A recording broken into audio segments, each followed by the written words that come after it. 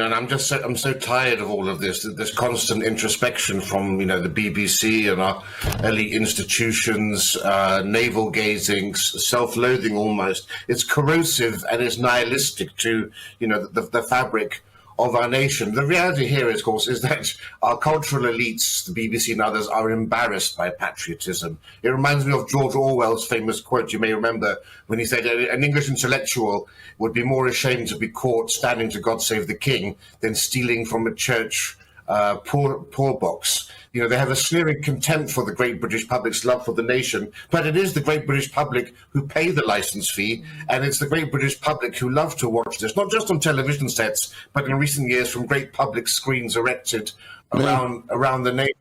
And we know what will happen if they do remove these songs from the proms, because it happened in 2020 when the BBC outrageously decided to ban Rule Britannia and Land of Hope and Glory before they had to do an embarrassing U-turn. They lost 40% of their viewers. The idea that Rule Britannia is somehow redolent of imperialism or of condoning of slavery, as I read in the article from this royal cellist, is astounding. You have to be completely historically ignorant or stupid, or simply a race activist who's being disingenuous, not to know that Rule Britannia was written before we had our main British Empire. It was actually about British liberty. We won't be slaves. We have wonderful beliefs here. We're not like the Habsburgs or the Hohenzollerns. No one was thinking about race or empire at the time Rule Britannia was written. This was all about European tyrants conquering Europe, from the Russians to the French to the Austrians and Spanish, and how Britain was unique to that.